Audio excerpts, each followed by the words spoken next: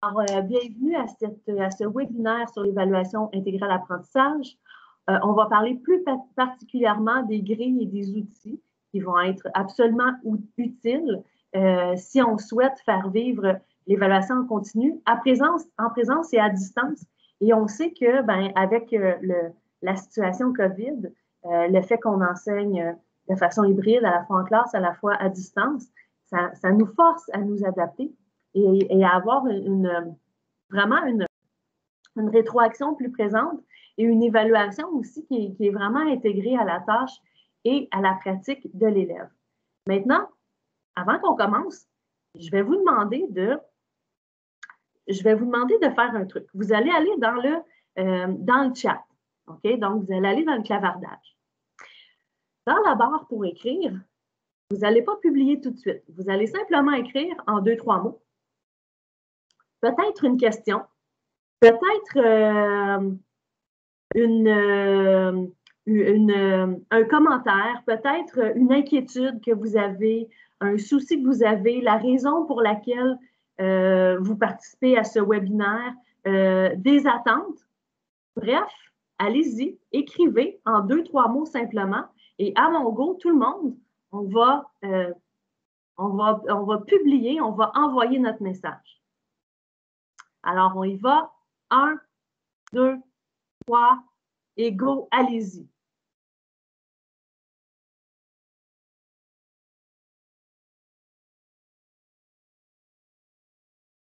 Alors, c'est excellent. Pendant que mes collaboratrices vont présenter, je vais pouvoir lire tous vos commentaires et on va essayer de répondre, en fait, à vos questions, vos attentes le plus possible. Je reviens sur le premier webinaire que nous avons eu qui portait sur transformer sa pratique. Comment on passe d'une évaluation qui est dite traditionnelle à une évaluation intégrée. Souvent, on voit des modèles d'enseignants ou d'enseignantes qui font ça depuis des années et qui ont un modèle vraiment très élaboré et ça nous fait peur un peu. Donc, comment on fait les premiers pas? Le premier pas, vous vous souvenez, je vous parlais du jugement professionnel. Intégrer l'évaluation, ça veut dire sortir du calcul mathématique pour vraiment porter un regard sur la progression. Où en est rendu l'élève à un moment donné quant à sa progression. Donc, c'est évolutif. Ce n'est pas simplement un calcul mathématique. Et pour pouvoir utiliser son jugement professionnel, bien, il faut mettre en place une évaluation formative le plus possible parce que ce qu'on souhaite, c'est une mixité dans l'évaluation. On veut différents types, différents formats d'évaluation, mais on veut aussi faire davantage de place à l'évaluation formative de façon à pouvoir poser son jugement professionnel. On veut aussi utiliser la pratique de l'élève pour l'évaluation formative. Souvent, on produit un examen alors que pendant les semaines qui ont suivi, l'élève a été en pratique. Un examen fait d'exercices mathématiques, par exemple, ou une production écrite, bien, ça a été pratiqué. Donc, pourquoi ne pas utiliser cette pratique qui va nous donner vraiment des traces pour l'évaluation formative? Alors, c'est d'utiliser ce qu'on fait déjà et de lui donner une valeur, en fait. Et l'autre étape importante, c'est de se donner les moyens d'offrir en continu une rétroaction efficace.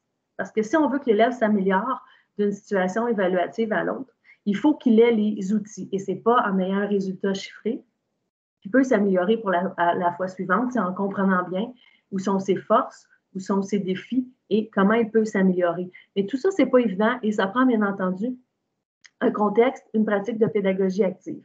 On parlait de jugement professionnel, je reviens sur quoi l'enseignante se base pour poser un jugement professionnel. Des traces, ça c'est les productions des élèves, ce que l'élève fait en classe ou après la classe. Les conversations que l'enseignant a avec ses élèves et les observations. Mais tout ça, là, ça va passer par de la rétroaction et ça va passer par des grilles. Les outils que vous allez utiliser, les grilles, vont vous aider à poser un jugement. Parce qu'un jugement professionnel, ce n'est pas dans l'air. Ça repose sur des outils qui sont bien faits et qui sont extrêmement rigoureux. Maintenant, quand on parle de grille d'évaluation, on parle de rétroaction. La grille va nous être utile, oui, pour évaluer, mais surtout pour rétroagir. Il faut qu'elle nous serve pour les deux fonctions qui sont intimement liées. Et une bonne rétroaction, une qui est payante, là, qui vaut la peine. Là. Parce qu'une correction d'examen sur laquelle vous mettez des heures et des heures, avec tout un tas de commentaires écrits, ce n'est pas aussi payant qu'une rétroaction qui est ciblée, une rétroaction qui est spécifique, qui touche un but, une étape, une démarche, qui est sélective, qui porte juste sur quelques aspects de la matière, qui est constructive, donc qui donne les moyens à l'élève de s'améliorer. Et l'autre aspect important, et ce qu'on voit moins souvent, c'est une rétroaction qui est ouverte, c'est-à-dire qu'il va engager une discussion avec l'élève, qui nous amène à parler d'une bonne grille, qui va nous aider à faire de bonnes rétroactions. Donc, la base d'une bonne grille, les critères importants, bien, dans une grille, ce qu'on retrouve, c'est des éléments de compétence. Donc, des critères, on va retrouver des mots, on va retrouver les éléments vraiment qui sont dans nos programmes de formation, dans notre progression des apprentissages et dans les cadres d'évaluation qui nous sont fournis vraiment par le ministère. La grille doit être compréhensible pour l'élève, c'est-à-dire que le vocabulaire est adapté et mes collaboratrices vont vous en donner de très, très bons exemples. Elle doit indiquer clairement à l'élève son niveau de compétence. L'élève doit savoir, peu importe la façon que vous utilisez, que ce soit un résultat chiffré, une lettre, où est-ce qu'il se situe au niveau de sa compétence et de sa progression. Est-ce qu'il atteint le seuil minimal? Passe, etc. Et l'outil doit aider à la communication aussi.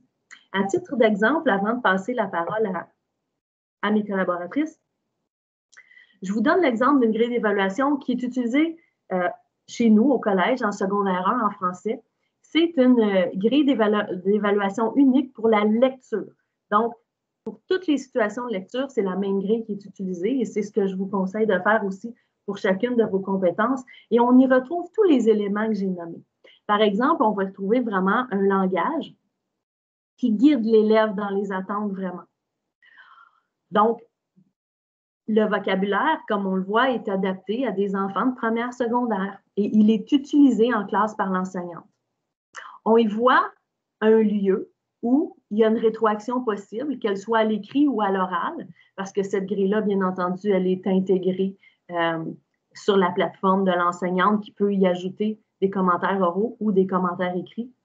On y voit qu'on marque bien clairement, à différents moments donnés, le niveau atteint par l'élève et on a un espace aussi pour l'auto-évaluation. Alors, c'est un exemple de grille que j'aime bien, qui est tout à fait vivante. Maintenant, je laisse la place vraiment à nos enseignantes qui font vivre l'évaluation intégrée et qui ont développé au fil des années différents outils. Donc, notre première sera Anouk Gariepi, qui est enseignante de français. Notre deuxième intervenante sera Marie-Hélène Simard, qui est enseignante de mathématiques. Et notre troisième intervenante, Alexandra Bernier, qui est enseignante de sciences et technologies. Alors, variées. Elles ont toutes leur personnalité, leur façon de faire, qui sont toutes également, toutes aussi bonnes les unes que les autres. Alors, je vais arrêter mon partage d'écran.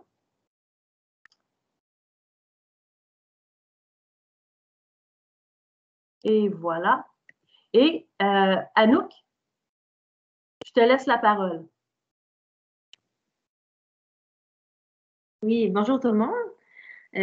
Moi, j'enseigne le français en secondaire 3 cette année et j'enseigne aussi un cours de programme qui s'intitule Leadership en secondaire 1. Et donc, je vais vous montrer des exemples aujourd'hui davantage en français, notamment pour la compétence lire des textes variés. Puis, en fait, moi, je vais vous guider un peu à travers une séquence d'enseignement. Donc, comment est-ce que, d'où je pars et quel est mon point A, quel est mon point B finalement. Et à l'intérieur de ça, je vais intégrer mes grilles et mes outils de rétroaction. C'est parti. Alors, j'ai quelques trucs à vous partager. Je vais vous partager mon écran. Voilà. Okay. Donc, simplement... Bon, ça va pas bien. Oui, hein? OK. Donc, est-ce que vous pouvez me confirmer à l'oral, s'il vous plaît, que vous voyez bien ceci? Oui. OK, merci. Voilà. Ma première étape, c'est de présenter aux élèves les attentes de fin de séquence. Donc, pour chaque roman ou chaque œuvre littéraire qu'on enseigne, on a toujours un peu l'idée de ce qu'on veut atteindre à la fin par l'enseignement de cette œuvre-là. Et donc, j'ai déjà composé ma grille d'une probable évaluation finale. Donc, je l'ai dans ma tête, je sais déjà ce que moi, je veux aller évaluer, ce que je veux enseigner, mais aussi pouvoir vérifier à la fin de cette séquence. Donc, je représente cette grille qui est qualitative. Donc, ce n'est pas c'est une grille vraiment qui est définie selon, en fait, plus qualitativement, c'est-à-dire c'est une appréciation qui est moins quantifiée, plutôt que qualifiée. Alors, voici ce qu'on va développer avec les élèves. On veut qu'ils puissent, en fait, on leur enseigne un peu à répondre à ces fameuses questions d'interprétation en lecture. Parce que c'est pas évident de bien répondre à une question. Puis de toute façon, ça va leur servir aussi dans plusieurs autres cours, que ce soit en histoire, en sciences, à chaque fois qu'il faut expliquer, justifier une réponse, un aspect de réponse, eh bien, il y a une façon de le faire qui est plus logique, plus étoffée. Donc, voilà. Les critères sur lesquels repose ma grille sont les suivants. Précision de l'aspect de réponse, pertinence de l'extrait du récit que l'élève choisira, insertion de la citation, justesse d'explication et justesse des éléments de l'histoire mentionnés. On évalue deux sous-compétences, la lecture, qui sont la compréhension et l'interprétation.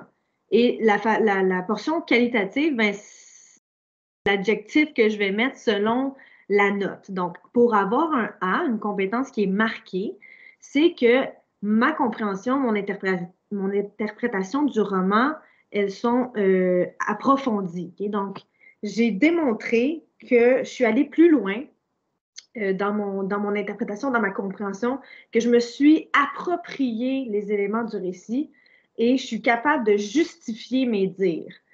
B, c'est assuré. Donc, c'est ce qui est attendu au même titre que A. A, ça dépasse. B, c'est attendu. On dit donc que c'est adéquat. Finalement, acceptable, ben, c'est s'en tenir un peu en surface au premier degré de compréhension. D, c'est qu'on a rencontré quelques difficultés et finalement, E, ben, on n'a pas su démontrer cette compétence-là au niveau de troisième secondaire, donc le niveau qui était attendu et qui a été enseigné. Ça, c'est les attentes de fin de séquence. Mais pour s'y rendre, ben là, il faut morceler. Alors, on morcelle en enseignant explicitement certaines stratégies de lecture pour parvenir à l'ultime tâche qui est de fournir une réponse étoffée, justifiée, complexe. Donc, pour morceler, j'ai morcelé mes petites tâches en 3 grandes stratégies de lecture que j'ai enseignées explicitement. La première, c'est j'ai fait des liens entre le texte et son organisation visuelle. Donc, j'ai analysé dans l'anticipation de la lecture en plénière, en classe, j'ai analysé le choix du titre du roman, les chapitres. J'ai regardé la page couverture, le choix de l'illustration, les paragraphes, comment c'était divisé, etc. Ça, étant donné que c'est une stratégie qui a déjà été enseignée explicitement en secondaire 1, en secondaire 2, nous, c'est un processus qui est itératif de toute façon. Donc, on revient sans cesse sur les mêmes stratégies, mais là, je la réinvestis en troisième secondaire, puis je veux juste prendre le pouls aussi de l'élève. Là, on était en début d'année quand on a fait cette séquence-là. Donc, c'est normal aussi de voir où l'élève se situait. Mais ça, c'était plus une activité un peu d'introduction pour réactiver les connaissances antérieures. Ensuite, on s'est lancé dans la stratégie numéro 2 qui était reconnaître les effets créés par les choix narratifs. Bon, là, moi, je n'irai pas plus loin que ça pour cette stratégie-là parce que nous, c'était pas exactement ce qui est écrit par la suite, c'était plus le choix, par exemple, dans la langue, donc les choix linguistiques, tels que les figures de style, par exemple. On a enseigné de toute façon au programme. Tout ça, ces stratégies-là, elles sont dans la progression. Et nous, on a quelques figures de style en secondaire 3 à aller enseigner. Bien sûr, les élèves, encore une fois, ont déjà vu certaines figures de style en secondaire 1 et secondaire 2, donc c'est l'occasion de revenir sur ces dernières, mais aussi d'en ajouter quelques nouvelles en secondaire 3. On les enseigne explicitement par de diverses activités, mais qui sont pas des fois en contexte dans le roman, des fois hors contexte pour faire de l'enrichissement aussi. Là, ça m'amène à vous parler donc de l'outil dont je vous ai parlé la dernière fois dans la dernière. Mais je sais que c'est pas tout le monde qui était là, mais vous pouvez aller voir le webinaire.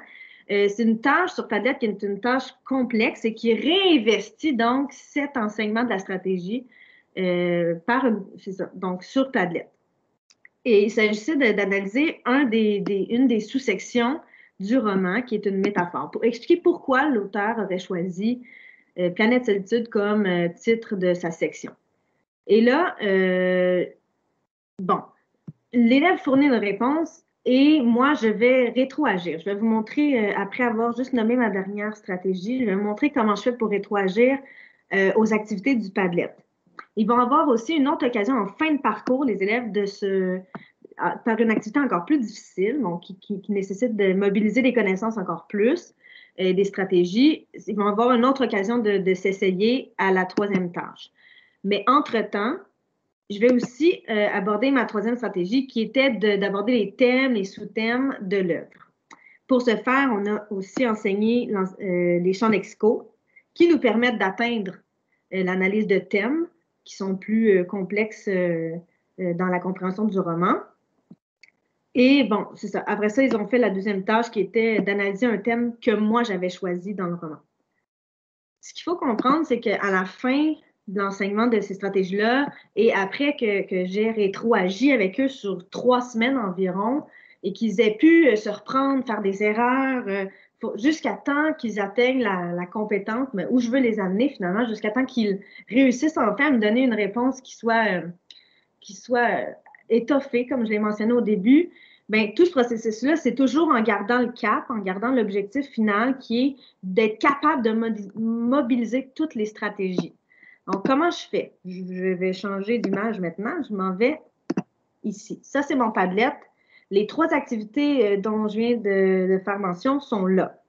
Planète Solitude, thème de la violence, symbolisme. J'ai mes activités. Mes élèves, à travers ces 3 semaines-là, m'ont écrit des réponses, ont utilisé les stratégies que je leur ai enseignées et moi, je leur ai répondu.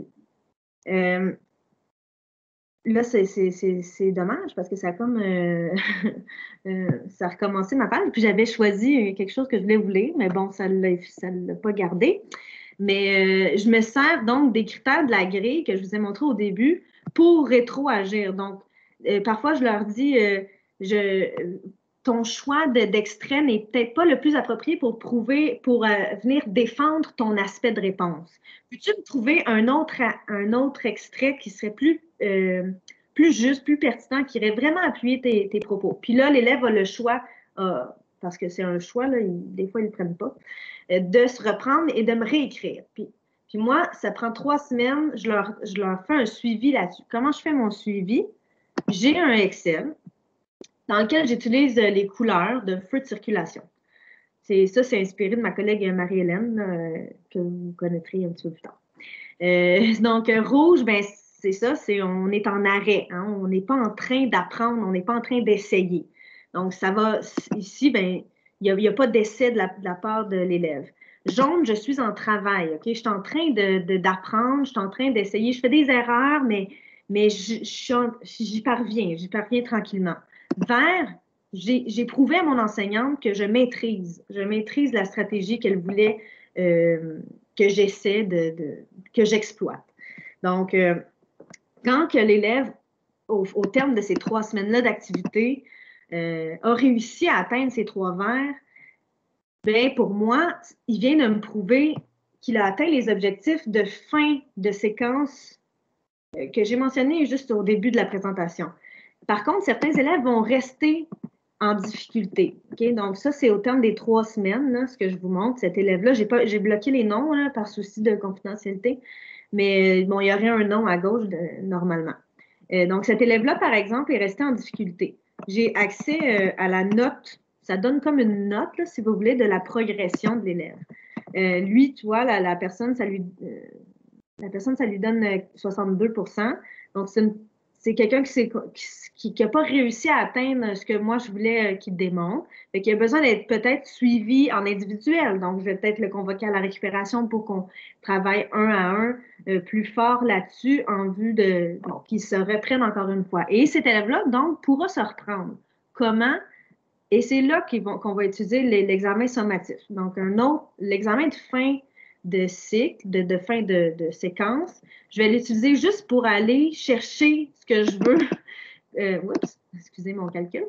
Je vais juste aller reconfirmer en tête, est-ce que l'élève, même si après il y a eu toute la séquence en classe, même si je l'ai vu en individuel, est-ce qu'enfin il a réussi ou pas?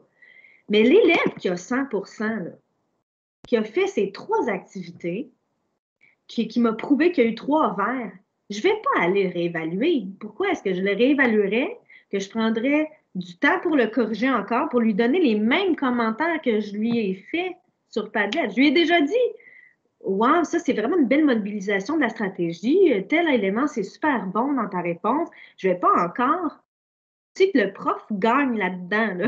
Désolée, mais c'est pour pas que ça ait l'air non plus essoufflant de tout le temps rétroager, mais c'est qu'il faut qu'il y ait un petit bonbon aussi pour le prof à la fin, d'après moi.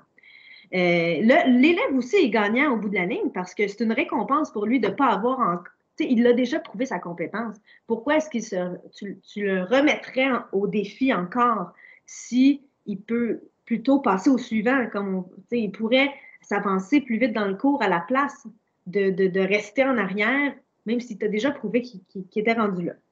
Donc, c'est un petit peu ça. Anouk, oui. Est-ce que on passerait la parole à Marie-Hélène? Est-ce que ça fait le tour? Si tu me permets, pendant que Marie-Hélène prend le contrôle de l'écran, j'aimerais ça faire une synthèse de ce que tu as dit parce que c'est très important. Tu as nommé plein de stratégies. Alors, j'y vais avec la synthèse. Tu as construit une grille qui t'aide dans ta communication avec l'élève pour qu'il comprenne bien les attentes. Maintenant, la séquence que tu as bâtie, c'est vraiment de l'échafaudage et que vous enseignez n'importe quelle matière. Là. Si vous êtes enseignant d'univers, de sciences, de maths, que vous soyez enseignant au primaire, ça fonctionne de la même façon. Vous voyez, Anouk, elle a construit une séquence où la pratique de l'élève, elle était évolutive. Elle a commencé par une évaluation qui est diagnostique, réactivation des acquis. Après, elle a proposé aux élèves des activités de pratique dont le niveau de complexité augmentait pour l'amener à une situation de mobilisation finale, ce qu'on appelle du scaffolding, donc de l'échafaudage. Donc, la planification de sa séquence, elle est évolutive. Chacune de ces idées, de ces activités pratiques sont itératives, c'est-à-dire qu'elles donnent la chance à l'élève de s'améliorer. Comment il arrive sans mourir sous la correction? Elle fait vraiment une correction, comme on le disait tantôt, spécifique et ciblée, globale. C'est certain que pour des élèves qui ont plus de difficultés, Anouk donne peut-être une rétroaction plus approfondie, alors qu'elle va être plus globale pour un élève qui vraiment a plus de facilité. Donc, elle différencie son évaluation et elle ne fait pas une correction pointue de la langue dans cette séquence-là pour arriver à la fin avec vraiment une situation, un examen qui est plus global. Alors, est-ce que je fais une bonne synthèse, Anouk, de ta stratégie? Oui. Puis, j'ai pas eu le temps de le dire, mais juste dire que le Excel, c'est comme l'aboutissement, là, mais j'ai encore des grilles papier aussi. Puis, vous pouvez aussi, moi, j'utilise les couleurs, mais je pense que c'est bien aussi de mettre des lettres. Des fois, je l'ai mis juste un petit peu à la fin, tantôt de la présentation, mais j'ai certaines colonnes aussi que je mets comme, ça dépend des activités, là, pas pour ma séquence dont je viens de vous parler, mais pour d'autres travaux, tu peux aussi mettre une lettre si tu es plus à l'aise avec une lettre. J'aurais pu d'emblée utiliser ça. Donc, des bonnes listes d'élèves papier, ça fait le travail aussi. Merci, Anouk, c'était super. Marie-Hélène, c'est ton tour. Yes, ma'am. Est-ce que tu m'as mise présentatrice? Absolument. Ah oui, je peux partager, c'est beau, je viens de le voir. Est-ce que vous m'entendez bien ou est-ce que je devrais mettre mon micro? C'est correct, Marie-Hélène. OK, excellent. OK, j'ai vraiment beaucoup de choses à dire, donc je vais essayer d'être très, très synthétique.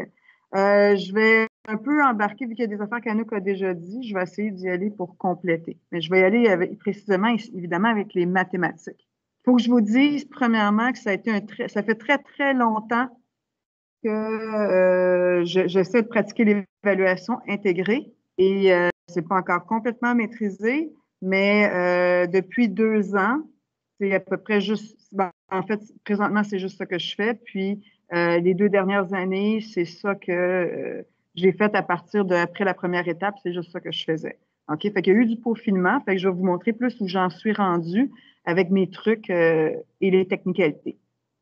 Tout d'abord, bon, je vais vous partager l'écran.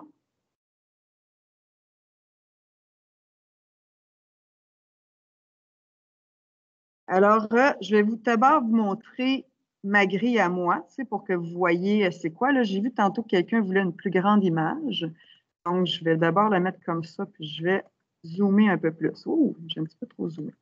Alors, si vous voulez, moi, j'ai adapté. Moi, j'ai regardé le programme ministériel et un peu comme Anouk, j'ai décidé d'utiliser aussi un vocabulaire qui serait plus facile pour les élèves à utiliser. Moi, j'accorde une très grande importance à l'auto-évaluation et la co-évaluation. Puis moi, après, j'apporte mes commentaires à moi. Ça, c'est la grille, dans le fond, que l'élève a, celle-ci. Donc, j'ai mis ensemble ici un processus de réflexion dans les raisonnements où j'utilise un vocabulaire, tient compte des données pertinentes, puis moi, j'ai dit, je sélectionne les informations utiles. Donc, j'ai utilisé un vocabulaire qui était un petit peu plus parlant pour les élèves. Je choisis les meilleures stratégies, j'anticipe, je choisis des bons concepts, j'évalue et m'ajuste, etc. Donc, c'est une grille comme ça et j'investis ces critères-là au fur et à mesure. Et à chaque fois que moi, c'est vraiment en action dans ma classe tout le temps, donc j'utilise toujours, je fais référence toujours à ça avec les élèves. Et quand un élève m'explique quelque chose, je dis, OK, est-ce que tu es capable de me le justifier? Puis là, ou quand il m'explique quelque chose, je dis, ah là, tu vois, tu as choisi une excellente stratégie. Ou je vais lui demander, là, ce que tu viens de me dire, ça correspond à quels critères? Donc, il faut que ce soit vraiment bien investi pour que l'élève comprenne bien, pour qu'il puisse bien s'auto-évaluer. Je peux aussi apporter, moi, ma rétroaction, ou plutôt mon évaluation, mon regard à moi, quand je le juge opportun, quand je juge opportun de le faire. Fait que ça, c'est plus dans les grilles généralisées. En fait, j'investis les critères. Ce que j'utilise plus, moi, par rapport à ça, c'est une plateforme dont je vais vous parler tout de suite après, mais je vais juste montrer un exemple de comment j'utilise ces critères-là. S'il y en a qui sont en maths ici, vous devez probablement connaître Desmos. Je vous le conseille fortement. Moi, je me suis mis des classes ici. Puis, par exemple, si je prends hockey plus, soccer plus, je peux aller voir. Moi, j'ai fait ça un peu depuis le début de l'année. Et maintenant, je suis plus en différenciation. Donc, par exemple, si je prends les groupes argent, ça, c'est ce que j'ai donné depuis que j'ai commencé à faire la différenciation. J'utilise le bronze, l'argent, l'or, platine. Et, donc, si je regarde, par exemple, la corde à linge argent, moi, j'ai tous mes élèves, excusez, j'ai pas mal à faire ouverte, fait que ça se peut que ça prenne un peu de temps. Et moi, je peux faire des rétroactions sur ce que les élèves font. Là, par exemple, si je prends Bianca ici, elle va m'expliquer quelque chose, puis moi, je peux faire une rétroaction. Ici, j'ai mis très bien parce que j'avais rien à dire. Aiden, je lui avais dit quelque chose ici. Il faut placer comment pourrait-tu faire mon segment, etc. Là, il s'est corrigé, puis là, il a bien fait sa correction, etc. Donc, moi, je peux prendre ça au fur et à mesure et selon les erreurs que les élèves font. Des fois, ils placent un point 6, donc il n'a pas mis un moins point 6. Moi, je m'en vais dans une grille. Moi, je la fais papier. Okay? Mais c'est juste que je ne voulais pas vous montrer un papier avec la photo qui était toute pas claire, etc. Donc, je vous montre un peu sur Excel à quoi ressemble ma grille. J'ai mes noms des élèves ici. Ça, c'est mes pages, par exemple, de Desmos. Puis, je pourrais entrer, mettons, R1, parce que là, Aiden a une difficulté avec sa sélection des informations utiles. Il n'avait pas sélectionné la bonne information.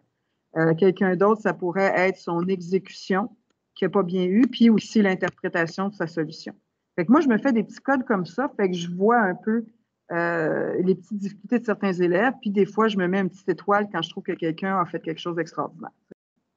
Ça peut être des fois mais je ne le montrerai pas parce qu'Anouk l'a déjà montré. Je me fais aussi des codes de couleur. Donc, ça peut être aussi ça, mais je ne le montrerai pas, ça va être répétitif.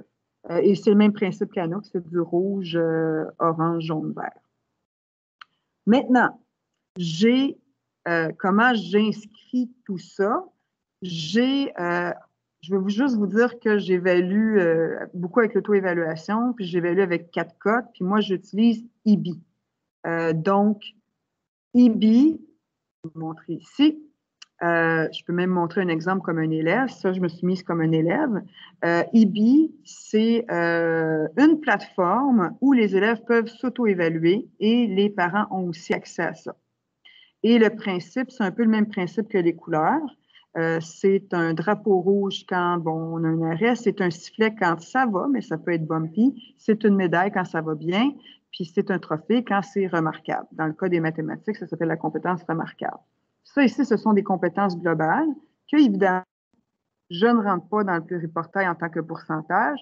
Ça, c'est vraiment pour que l'élève apprenne à s'évaluer au niveau des compétences globales, mais ce n'est pas comptabilisé. Mes critères, je les ai mis moi dans la stratégie, mais ça, je pourrais changer éventuellement. Et l'élève peut s'auto-évaluer. Là, vous voyez, je me suis comme auto-évaluée comme prof par rapport à l'élève Marie-Hélène Simard. Et j'ai changé le drapeau que Marie-Hélène Simard s'était mis pour un sifflet parce que je n'étais pas d'accord avec son évaluation. Puis ici, je trouvais qu'elle s'était surévaluée.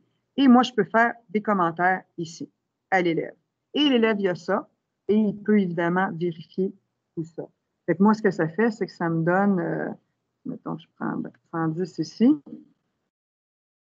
Bien, ça me permet, ceux-là, ils n'ont pas commencé à s'auto-évaluer, les élèves, vous voyez, c'est pas commencé ici, mais si je prends le début de l'année, moi, j'ai un tableau des élèves, ce qu'ils ont fait. Puis là, on voit ici que Nathanaël, ici, il n'est pas encore allé se vérifier par rapport à ce que moi, j'avais donné. Toutes les autres, les crochets verts, sont tous allés voir mon auto-évaluation puisque j'ai changé. Et si je prends, j'ai pas envie, je ne veux pas prendre des élèves et non d'élèves par souci de confidentialité, mais je peux rajouter aussi des images ou des exemples de ce qu'un élève a fait pour qu'il comprenne. Je peux joindre des fichiers. Et j'ai envoyé une lettre, je vais juste montrer que j'ai envoyé vraiment une lettre aux parents avec IBClass, avec une vidéo qui explique ça, parce que les parents sont plus habitués à des notes en pourcentage. Puis je vais vous montrer la lettre aux parents aussi que j'ai envoyée. Je ne vais pas vous la lire, je vais juste vous montrer le petit exemple. Parce qu'il faut avoir les parents de notre côté là-dedans. Moi, je ne mets plus de pourcentage. Bon, je vais enlever ça. J'ai montré les grilles aux parents, mais j'ai montré ici aux parents pour qu'ils comprennent qu'est-ce que ça veut dire le trophée, la médaille, le petit sifflet, puis le drapeau par rapport aux notes qui vont être rentrées dans le pluriportail à la fin. Donc, ça, je me suis fait un souci d'envoyer ça aux parents pour qu'ils comprennent bien la méthode d'évaluation avec aussi toute ma philosophie pédagogique par rapport à ça. Donc, oui, j'ai fait une grosse lettre, mais j'ai fait un petit dans le pluriportail. Ceux qui ne voulaient pas aller lire tout ça, bien, ils pouvaient. Oups, désolée. Voyons. Je reviens. Oups, je vais revenir ici. Je pense que j'ai quelque chose qui bloque. OK. Il y a quelque chose qui m'empêche de voir. OK, voilà ici. Voilà, excellent. Donc, ça a été très important pour moi que les parents aient ça. Premièrement, là. Donc, je ne sais pas combien de temps il me reste. Il me reste 5 minutes, Isa? 2 minutes. 2 minutes, oui, boy. OK. Donc, IBI, s'il y en a qui ça leur tenterait d'essayer ça, vous pouvez communiquer avec Anne Michaud. C'est elle qui est partie ça. Moi, c'est quelque chose que je privilégie pour quelque chose de concret. Puis les élèves apprennent bien à s'auto-évaluer. Si vous regardez, je n'ai pas beaucoup de flèches. Les élèves, ils comprennent les critères puis ils savent comment s'évaluer. Puis comme je fais des rétroactions fréquentes et de manière verbale en classe ou via, par exemple, quelque chose comme Desmos, ça va bien. Je peux vous montrer quelque chose comme ClassKick que j'ai déjà utilisé avant où là, ce que je pouvais faire, c'est, là, je n'ai pas la même grille, là. C'était une ancienne grille que j'utilisais, mais les élèves s'auto-évaluaient à travers ça. Puis, ils pouvaient m'écrire, ils pouvaient me donner un compte-rendu de ce qu'ils avaient compris de certains contenus. Moi, ce que j'aurais fait, si j'avais continué à utiliser ClassKick maintenant, j'aurais mis à la place cette grille-là et l'élève aurait pu écrire directement dessus, puis moi, je peux écrire aussi dessus. Puis, l'élève ne peut pas modifier ce que moi j'écris. Il y a aussi le notebook classe qu'on peut faire ça. Là, je le mets en exemple ici. les élèves peuvent mettre leur auto-éco-évaluation, mais comme j'utilise IBI, bien, la grille est juste là pour les élèves pour qu'ils fassent référence. Puis ils ont aussi la grille papier avec une espèce de plastique où ils peuvent écrire des choses au fur et à mesure sur leur grille. Donc, les élèves, c'est vraiment juste cette grille-là que j'utilise tout le temps. Mais je réinvestis tout le temps, même en classe, quand je fais des mini-plénières, des petits retours de 5-10 minutes, je leur dis, OK, là, ça, c'est quel critère? Là, ils commencent vraiment là, à maîtriser les petits codes là, par rapport aux critères, puis ça va bien. Je pense pas mal fini. Hein? C'est ça, Isa? Merci, Marie-Hélène. Merci, Marie-Hélène. Pendant que tu laisses le partage d'écran à Alexandra, je me permets de faire une synthèse de ta partie parce que toi, ta stratégie pour pratiquer l'évaluation intégrée, elle est différente de celle d'Anouk qui faisait des points de contrôle. Toi, tu es vraiment plus dans une approche d'observation en continu, mais il faut dire que ça fait quand même longtemps que tu développes tes outils. Donc, tu t'es construit une grille qui est utilisée dans toutes tes conversations, une grille commune dans un langage pour les élèves. C'est un outil central à ta pratique. Maintenant, l'autre aspect de ta pratique, c'est que tu organises ton contenu, donc tes exercices mathématiques, en niveau de difficulté, bronze, argent, or, ce qui fait que ça te permet de suivre l'élève aussi, puis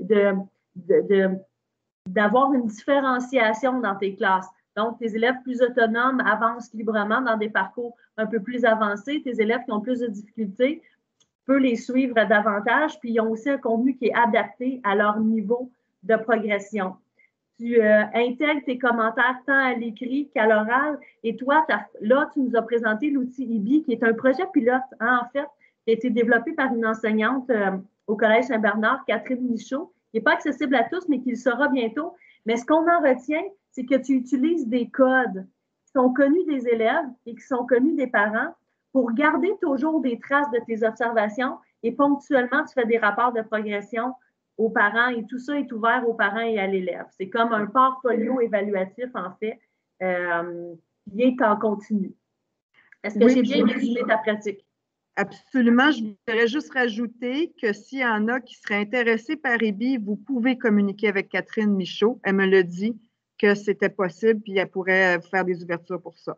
Mais évidemment, comme c'est une plateforme qui est à ses débuts, peut-être des fois, il y a des petits bugs, mais moi, je trouve que les bugs me dérangent pas autant que tous les avantages qu'elle me propose. Parfait. Oui. Je vais partager la présentation aux participants. Je fournirai le contact de Catherine Michaud. Alexandra, Kevin, tu avais un truc à ajouter rapidement? Non, c'est bon, tu as répondu, Isabelle. Parfait. Alexandra, à toi la parole. Oui, je suis prête. On avait vendu que ça allait être rapide, là, donc je me suis préparée rapidement aussi. Ce qui est intéressant de passer à la fin, c'est qu'il y a beaucoup de points qui ont été dits par Anouk et Marie-Hélène qui sont vraiment des très, très bons points. Marie-Hélène parlait de progression dans l'évaluation, puis je pense que c'est vraiment important. Dans mon cas, je suis encore en train de réfléchir aux meilleures façons d'expérimenter des choses, puis on en parle souvent toutes les trois ensemble, puis ça évolue toujours, là. Donc, c'est pas un modèle qui est parfait, mais si ça peut vous inspirer, tant mieux. Avant de commencer aussi, je voulais vous dire que cette année, dans mon cas, j'enseigne le programme Cymatic seulement. Donc, c'est un programme de sciences à option qui est dans la maquette. Là, je vais passer rapidement là-dessus, mais qui me donne un contexte particulier d'enseignement. Donc, oui, ça se peut qu'il y ait des choses qui soient présentées comme de ce que je vous présente aujourd'hui, qui ne soient pas applicables dans tous les cours. C'est comme ça, j'en profite dans mon cas pour développer le plus que je peux. Donc, en fait, j'enseigne toujours par projet dans ce programme-là. Puis, j'ai les 3 outils principaux que vous voyez à l'écran, plus mon site de cours. Donc, j'enseigne en secondaire 1, 3 et 5 et je travaille exactement la même chose en 1, en 3 et en 5. Donc, ça se fait aussi bien au premier qu'au deuxième cycle dans mon cas. Donc, dans mon site de cours, les élèves ont leur projet ici, puis ils ont toute la description, les documents à aller chercher, la ligne de travail, tout est là. Puis, l'évaluation, c'est vraiment autre chose. Ça va après. Donc, dans la page d'accueil du site, ils ont toujours accès au volet évaluation qui est ici en dessous, dans lequel ils ont leur grille d'évaluation globale, leur formulaire d'auto-évaluation, puis leur évaluation par les pairs. Donc, en fait, la base de mon évaluation, c'est l'utilisation d'une grille. Je vais vous grossir un petit peu. D'une grille sur Sheets ici qui, en fait, va s'adapter en fonction du projet. Donc, j'ai mes indicateurs de compétences. J'utilise la compétence 1 de rechercher des solutions à des problèmes d'ordre scientifique et technologique. Puis, j'ai mes 4 indicateurs de compétences. Et en fonction du projet, les indicateurs qui vont être évalués vont être en couleur, puis les indicateurs qui ne seront pas évalués vont être en gris. Et c'est comme ça pour toute ma grille. Donc, en dessous, j'ai des stratégies qui sont ce que je veux que les élèves développent. Puis, en fait, je fais que... Ben non, c'est pas vrai. J'allais dire que des projets d'équipe, mais il y a des projets individuels aussi. Mais en tout temps, je veux qu'ils soient conscients de comment est-ce que je collabore, à quel point est-ce que je suis curieux, puis est-ce que je démontre du courage, puis qu'ils aient ça en tête. Donc, les stratégies vont avoir une place dans mon évaluation aussi. Et en dessous, en fait, j'ai que les notions en fonction des projets. Donc, ça, c'est toutes les notions qu'on a vues en 3e secondaire depuis le début de l'année scolaire en fonction des projets. Et en dessous, j'ai les notions qui sont applicables aux projets en cours. Donc, concrètement, souvent, je vais juste masquer les lignes qui ne sont pas utilisées pour ne pas mélanger les élèves, mais c'était pour vous donner une idée. Je travaille aussi avec une grille, avec des cotes. Dans mon cas, c'est des indicateurs de 1 à 4, mais c'est la même chose qu'Anouk et Marie-Hélène. Donc, pour chacun de mon indicateur, je vais avoir une description plus ou moins explicite de mes critères. Donc, qu'est-ce que ça veut dire contrôler des variables de façon autonome en 3e secondaire? Si on est à 1 sur 4, on reproduit des modèles. Si on est à 4 sur 4, on construit un modèle, on modifie facilement ces variables. Et c'est la même chose pour mes notions. Donc, la clé de cette grille-là, en fait, c'est que peu importe l'avancement du projet, j'essaie de m'en servir le plus souvent possible. Donc, j'aide les élèves, en fait, à répondre à leurs questions en ouvrant systématiquement la grille. Par exemple, s'ils me demandent, ça arrive beaucoup en première secondaire, est-ce que ce que j'ai fait, c'est correct? Ou c'est quoi les contraintes du projet ou qu'est-ce que je dois faire, je vais aller ouvrir la grille avec eux, je vais lire la grille avec eux, puis je vais leur dire, qu'est-ce que tu en penses? Puis, ils vont répondre eux-mêmes à leurs questions, puis finissent par prendre l'habitude d'aller consulter la grille pour leur projet. En secondaire 1, surtout, je les aide en ciblant la compétence et en donnant un exemple explicite dans le projet qu'ils vont faire, à quoi ça fait référence. Ensuite de ça, en fait, je vais travailler avec Teams. Je travaille aussi avec IBI. Donc, dans le formulaire d'auto-évaluation, c'est ce que Marie-Hélène vous a présenté. Les élèves vont faire de l'évaluation conjointe. Mais je voulais aussi vous montrer comment je fais de la rétroaction dans Teams. Donc, ça, c'est un exemple de 5e secondaire où les élèves devaient travailler un projet. Puis, en fait, ils ont ici leur barème qui est exactement la même grille que la grille que je vous ai présentée tantôt. Donc, ils ont leurs compétences, les indicateurs, puis c'est moi qui vais venir déterminer à quel endroit ils sont sur leur indicateur. Ce qui est intéressant avec Teams, c'est que je travaille vraiment beaucoup la rétroaction. Donc, je vais produire un premier résultat que je vais retourner. Et là, je vais ajouter des commentaires ici dans les commentaires, des commentaires d'amélioration. Et les élèves vont pouvoir retravailler leur projet autant de fois qu'ils veulent jusqu'à la date limite. Puis mes dates limites s'échelonnent sur des semaines. Donc, on travaille un projet à l'extrême, le plus possible. Quand ils vont me renvoyer leur travail, je vais leur renvoyer d'autres commentaires. Donc, par exemple, ici, 2e commentaire. Et là, ils vont m'indiquer sur leur travail qu'est-ce qu'ils ont fait comme modification. Puis moi, je vais pouvoir retravailler la rétroaction avec eux en leur disant ça, c'est super bon ou ça, bon, c'est à retravailler. Le gros avantage, en fait, de travailler en rétroaction comme ça, c'est que, premièrement, ils vont vraiment apprendre à s'améliorer dans leur travail. On a une rétroaction qui est très ouverte, puis une grille qui est ouverte aussi, parce qu'ils peuvent en tout temps venir me voir pour me dire, vous avez dit ça dans le commentaire, vous nous avez donné cette cote-ci, mais nous autres, notre idée, c'était plus ça. Puis là, moi, je peux les aider après ça à mieux exprimer leurs pensées, de dire, mais OK, mais si c'est ça que tu penses, c'est pas ça qu'on a compris, donc tu pourrais l'exprimer comme ci, comme ça pour aider. Puis ça les motive vraiment beaucoup à améliorer leur travail. L'autre avantage, c'est qu'en travaillant plusieurs fois, le même, dans ce cas-ci, c'est un rapport de lab, bien, Anouk, tantôt, parlait d'un bonbon de prof. On est en plein là-dedans parce que ce travail-là, j'ai beaucoup moins de travaux différents, puis je finis par les connaître pas mal par cœur. Donc, je sais, j'ai pas besoin de me réapproprier c'était quoi leur expérimentation, c'était quoi leur rapport de lab. Je vais juste leur ouvrir. Ah oui, OK, je me souviens, c'était quoi les commentaires, je vais voir ce qu'ils ont modifié, puis je peux améliorer leurs notes puis rétroagir de plus en plus efficacement parce que ça devient une conversation quasiment.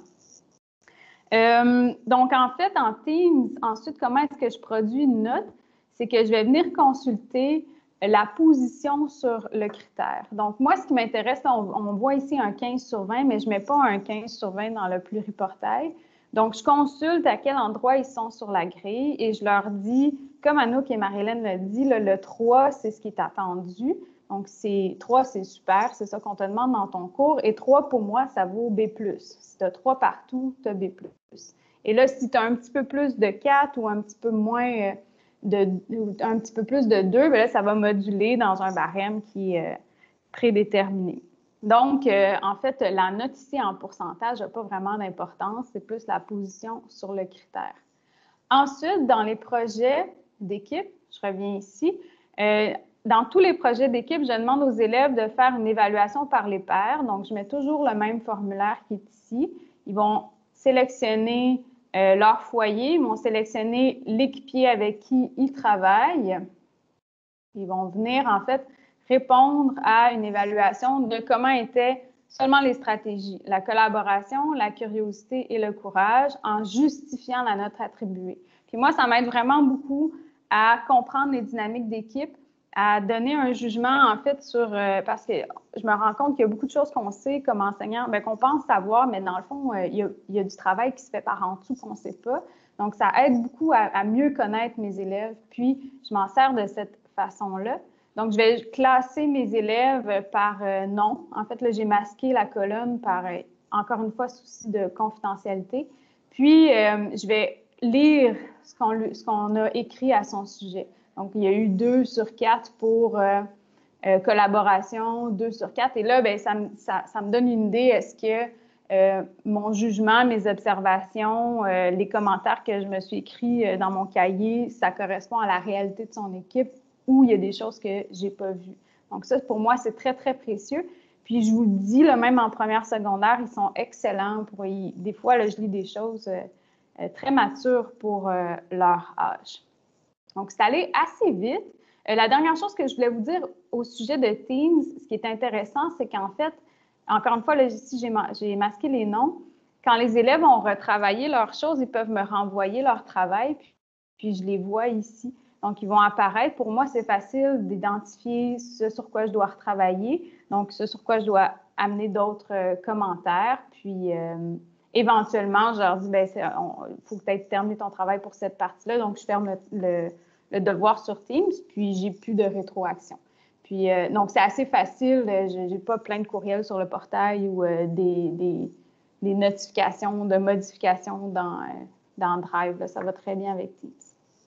Donc, j'espère que ça répondait à vos... je vais arrêter mon partage d'écran. Oh. Merci beaucoup, Alexandra. Pendant que tu arrêtes ton partage d'écran, on a dépassé le temps de quelques minutes, mais je crois que ça a valu la peine. Je fais une synthèse rapide. Toi, la stratégie que tu utilises, c'est vraiment l'enseignement par projet, que ce soit collaboratif ou individuel, ce qui te permet de faire des points de contrôle régulièrement et que l'élève soit dans un processus itératif. Ta grille que tu as construite sur Excel, elle est vraiment complète et ça te permet de masquer des colonnes, des lignes aux besoins de ton projet et d'adapter ta grille facilement sans avoir à tout recommencer. Maintenant, l'autre aspect intéressant, c'est que tu utilises l'auto-évaluation qui vient te donner de la donnée précieuse que tu ne pourrais pas avoir autrement. Et l'autre aspect intéressant aussi, là, bon, pour ta rétroaction, en continu, tu utilises Teams, mais il y a des outils similaires dans d'autres plateformes comme Classroom, par exemple. Mais c'est qu'on pourrait se dire, mon Dieu, tu dois crouler sous la correction, mais comme tu l'intègres à la pratique, tu fais ça pendant les cours sûrement, quand tu es en conversation avec l'élève, ce qui délaisse vraiment davantage la correction ardue qui dure des soirées de temps. Tu fais oui, donc je suppose que j'ai mis le doigt sur quelque chose d'important. Maintenant, on aura une période de questions. Ce que je vais vous demander de faire, c'est que ceux qui ont des questions, restez avec nous. Les autres, vous pourrez quitter, mais avant de quitter, je vais vous demander de retourner dans le clavardage. Et en un mot ou deux mots, ce que vous retenez des commentaires, en fait, aux collaboratrices, aux présentatrices, en 1, 2, 3 mots. Et quand je vais dire go, tout le monde, on pèse sur le bouton et on publie. Alors, 1, 2, 3, allez-y. C'est d'ailleurs une stratégie que vous pouvez utiliser avec les élèves pour les faire interagir pendant vos classes en synchrone. C'est le fun d'avoir apparaître tous les commentaires. Alors, merci beaucoup à tout le monde. Ceux qui veulent quitter, je vous dis au revoir à la prochaine. Je remercie les collaboratrices. Sinon, on attend 30 secondes, puis on va rester pour la période de questions. Merci beaucoup.